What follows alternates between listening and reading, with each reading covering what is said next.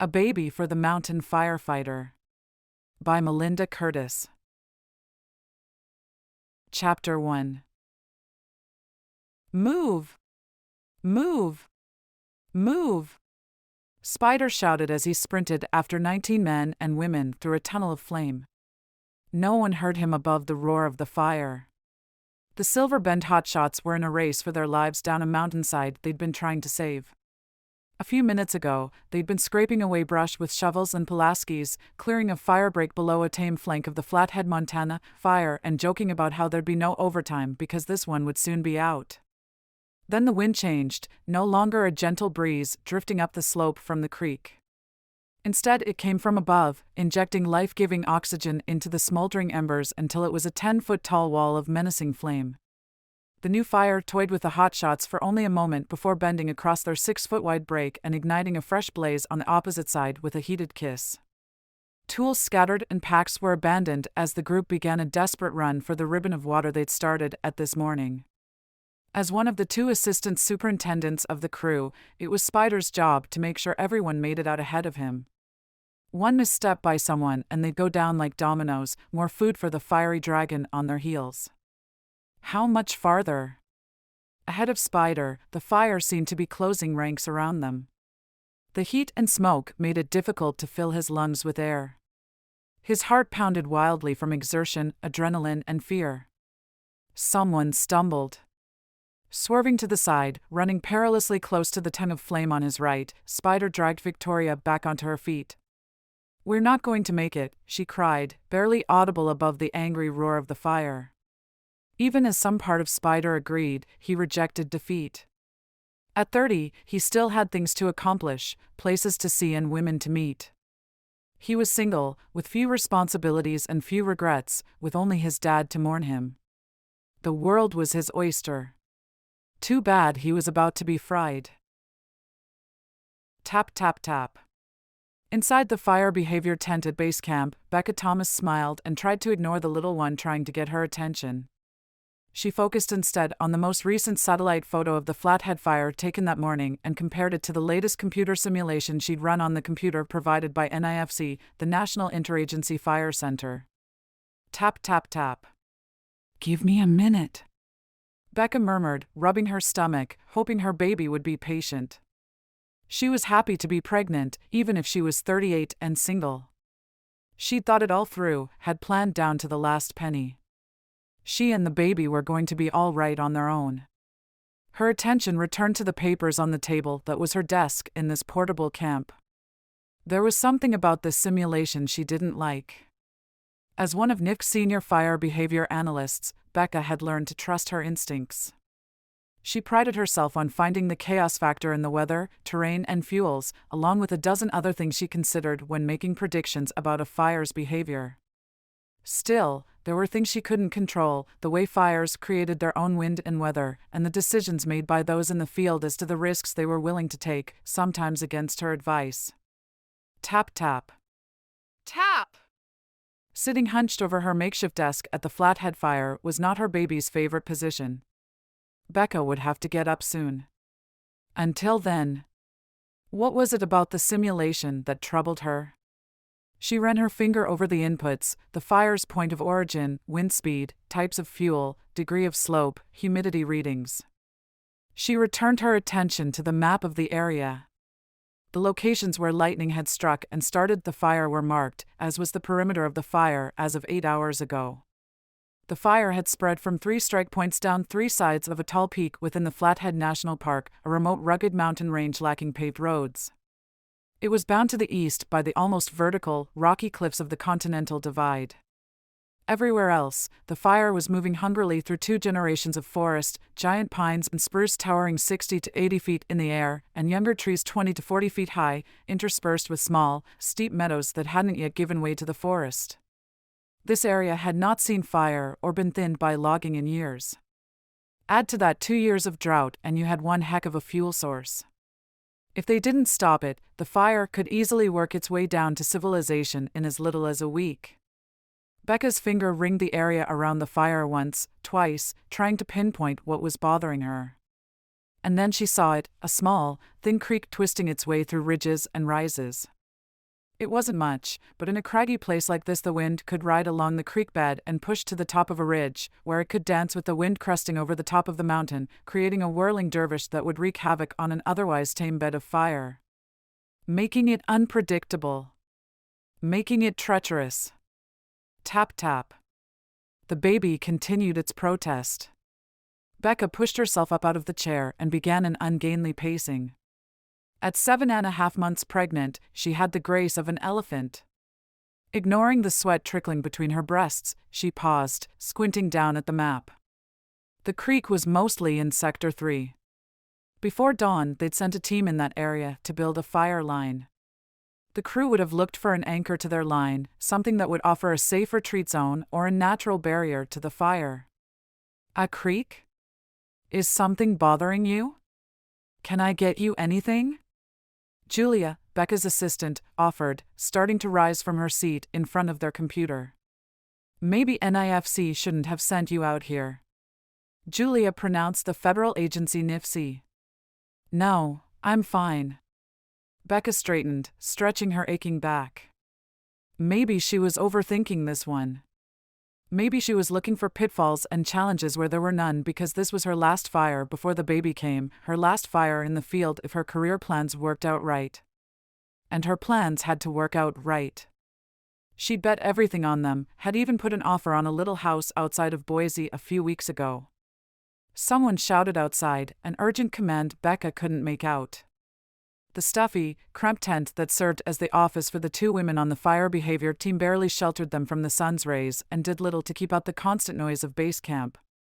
Over the last 3 days, NIFC had created a small tent city to organize the fight against the Flathead Fire in the middle of nowhere, complete with command tents filled with computers and phones, shower and kitchen trailers, and generators large enough to power it all. Not that NIFC expected this fire to last long. The plan was to contain it with as few resources as possible, leave a skeleton crew to mop up and move on. The unusual sound of booted feet racing past filtered through the tent's canvas walls, accompanied by more urgent voices. Did you hear what they said? Becca swung around in the direction of Julia. In the process, Becca bumped her tummy against the desk, spilling water from her open water bottle all over the fire map spread across the worn surface. As quickly as she could, Becca shook out the maps, then mopped up with the paper towels she kept below her table because she'd become such a klutz. When she looked up, Julia was already moving to the door, wiping at the makeup under her eyes. The unusual for late August heat and mountain humidity melted makeup right off one's face, but Julia kept on trying. I think someone said the fire overran a crew. Becca froze, unable to move as fear raced through her veins. Her brother had died in a wildland fire when she was in college. She knew how devastating such a loss was on a family. Since then, she'd worked on fires where lives had been lost, and each time, she'd asked herself what more she could have done to prevent the tragedies. Only when her hands started to shake did Becca snap out of her shock, running them down the sides of her belly in an attempt to regain some measure of calm. We need to get to the incident command tent ASAP. How could this happen? The computer didn't predict anything that dangerous. Julia looked at Becca with wide eyes. She was still new enough to place complete faith in computers. We won't know until we talk to the hotshots. Let's go see what the IC team knows. Although Becca tried to keep her words light, she left the tent dreading what they might discover. Had she let someone else down? Minutes later, they joined the rest of the incident command team in the main tent. We've got a bunch of hotshots heading into camp with singed whiskers and eyebrows. Not one to waste time, Sirius, Socrates to the firefighters, the Flathead incident commander, had a map spread out on the old, scarred meeting table. They were lucky. They all made it out alive and relatively unscathed. I want the IC team to meet them in medical and find out exactly what happened. I want a complete report on my desk by morning. For a moment, Becca was relieved until Sirius gave her a stern look. He was no happier than she was with the situation. Becca operated almost exclusively in California and was only filling in on this fire. Because she'd never worked with Sirius before, Becca still had to prove to him she was capable.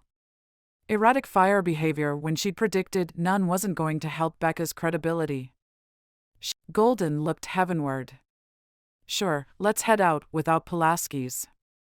The combination axe and hoe used to dig out brush as they cleared fuel from a fire's path was an essential firefighting tool. Or shovels. Or gas, chainsaw added. Otherwise, I'd have no problem heading back out to a hungry fire, Golden concluded. A hungry fire, Spider couldn't stop the ominous thought. What was wrong with him? It must be the downside of adrenaline. He had to lighten up. He tried to smile, but only one corner of his mouth seemed to work. They'll be serving dinner soon, Chainsaw groused, swinging his chainsaw to the ground. I can't believe they didn't have a transport for us down from the DP. I can. Spider mumbled. Not only had the fire teased them today, but the normally anal, almost military-like structure of NIFC hadn't yet kicked in full force. Case in point, vehicles without gas. Maybe NIFC thought the fire would burn itself out or be contained in a day or two. Logan slapped his hand on Spider's shoulder. So what are we gonna do about it? I'm schlepping my tired, filthy butt down the mountain, aren't I? Spider made a half-hearted protest. He was sweaty from the oppressive heat beneath the fire-resistant Nomex pants and long-sleeved shirt that had protected his skin mere hours ago. What he wouldn't give for a mountain lake or stream to swim in. Look at all the gloomy faces. Chainsaw gestured toward the rest of the group, who started to cluster around them, looking just as hot, tired, and beaten as Spider felt. Normally, he loved being where the action was, making wisecracks to lighten the tension. His hotshot lifestyle provided lots of fodder for excitement and amusement, which he gladly spread to keep up team morale.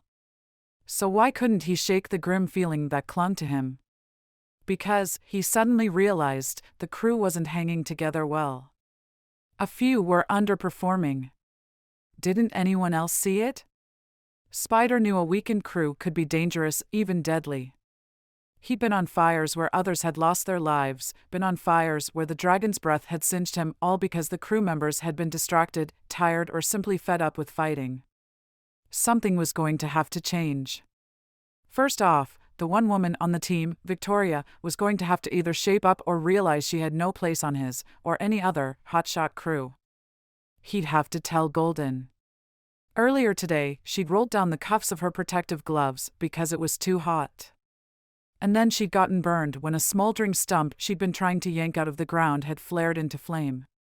It was a rookie mistake, unexpected in a second-year hotshot. Spider didn't know where her mind was, but it wasn't on her safety or that of the crew's. Golden liked to nurture and protect his firefighters, but Spider had no patience for underachievers. Then there was the fact that his father was working on this fire on another crew. Even though his dad had more than 20 years' experience, the guy had no legs. You could see the pain on his face with each deliberate step he took. If things got ugly and his crew had to race to safety as Spider's had, his dad wouldn't make it. He didn't know who had let the old man pass his physical last spring, but someone should make him retire. This situation isn't hopeless, just pretty darn depressing, Golden said with a shake of his head. Let's move. Hopeless? It didn't matter that Spider couldn't find a happy thought at the moment. Nothing was supposed to be that bad. Spider forced a grin on his face. Wait. I've got an idea. Come on, baby. Becca spoke under her breath. Move your butt so I can feel my leg. The baby had shifted and was resting on something that cut off the circulation in her right leg, which now felt as if it were sandbagged as she forced her way uphill. Sometimes being pregnant was sucky, but it would all be worth it in the end. Becca didn't usually let anything slow her down or get in the way of her goals. A planner by nature, she was working toward a fire behavior management position at NIFCS headquarters in Boise. She'd do just about anything NIFC wanted her to do to be given the job, because there was no way she could chase fires from one forest to another all summer long and raise this baby. The Boise position meant giving up being in the trenches, crafting attack strategies to make firefighters' lives safer, but it was a trade-off Becca was willing to make in order to have a child of her own. She'd focused too long on her career, letting the chance for romance, marriage, and babies pass her by. To get the job, she had to appear tough and in control for just a few more weeks, in spite of her pregnancy, which slowed her down in ways she hadn't expected. The baby sure hadn't shown any signs of wanting to slow down. It considered her bladder a trampoline and her rib cage a punching bag. Her baby was go go go, just like Aiden Rowe does. Becca groaned. She did not want to think about Aiden, not his smile, not his enthusiasm, not his unique observations on life. He'd actually told her that nothing in life should be harder than checkers. He didn't realize life required complicated planning, like a chess game. "Do you want some dried fruit?" Julia asked, dangling a plastic bag filled with the snack toward her. Becca took an apricot. "Shouldn't we have seen them by now?" Julia asked with a crinkle of plastic. She hadn't wanted to leave base camp and hike out to meet the Silver Bend crew. Julia was a sweet thing until she left her comfort zone. Ironically, the great out-of-doors seemed beyond Julia's comfort zone. It was an aspect of Julia's character that frustrated Becca, yet she felt her assistant would overcome it. After all, there was no way Julia could have assumed a fire behavior analyst would work in a nice air-conditioned office, was there? "Why don't we rest here and take a reading?" Becca suggested, ignoring Julia's question. She slung her lightweight backpack to the ground and dug around until she found her handheld weather meter, grateful to be distracted from thoughts of Aiden. 92 degrees. 65% humidity. Wind speed 5. That and the extra pregnancy pounds she carried explained the sheen of sweat covering Becca's body. She recorded the results in her small notebook, balancing the sheets of paper on her belly, then tucked everything back in her pack. She bent awkwardly to pick up a handful of spruce needles. "Look at how easily these snap." She held the needles out to Julia, wanting her to experience the forest fuels firsthand, but Julia looked at the crushed needles as if Becca held a rattlesnake. Trying not to frown, Becca continued to teach. "Too little rain this past year has left the forest dry and the floor covered in combustible fuels, making it a prime target for a lightning strike. What do you suppose it's like farther up the mountain? I'm not going to have to find out, am I?" Julia wiped at her eyes. Walking the woods brings the topography to life. The more you know of the terrain, the better your predictions.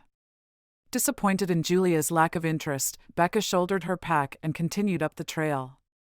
She was determined to find a way to wean Julia's dependence on computers for fire prediction. "What makes you think this fire is a sleeper?" "Atta girl." Curiosity led to growth in a job like theirs. With a small smile, Becca glanced up at what little smoky skyline was visible through the trees. First, the slopes on these ridges aren't gradual or smooth. As wind speed picks up, it can really blow in some places and not at all in others. She paused to catch her breath. "And second? For the most part, the westerly winds are working for us." Filling her lungs with air, Becca continued up the slope. "But I was talking to some of the local kitchen crew yesterday, and they say that when the heat breaks at the end of summer, it's because the wind shifts to come from the north. There are a couple of valleys back here that open up onto the highway to the south. With the right northerly wind, there'd be no natural barriers in a fire's way." "Locals?" Julia couldn't disguise her disbelief. "You asked a local fry cook? You can't be serious." Becca kept the impatience out of her voice because she remembered when she'd been young, immortal, and perfect, too. Locals are a great source of information. And these locals are Native Americans who've passed weather knowledge down through the generations. Julia tilted her head as she pondered that bit of knowledge, before falling back on what she knew. "Carl will let us know if the wind is about to shift, won't he?" "I hope so." Carl had yet to prove himself worthy of Becca's trust. Despite the heat, she shivered. Becca didn't want to think about firefighters in the fire's path if they didn't have advance warning. Julia was silent for a bit, lagging behind, and then she fell into step with Becca, rubbing at her nose. What if Silver Bend took a shortcut? What if they've hitched a ride back to camp? Becca heaved a sigh of defeat. Maybe this aversion Julia had to the outdoors wasn't going to be as easy to beat as she'd thought. She was sure she'd run into the Silver Bend team on the trail, but just in case, she should have a backup plan. "Why don't you go back?"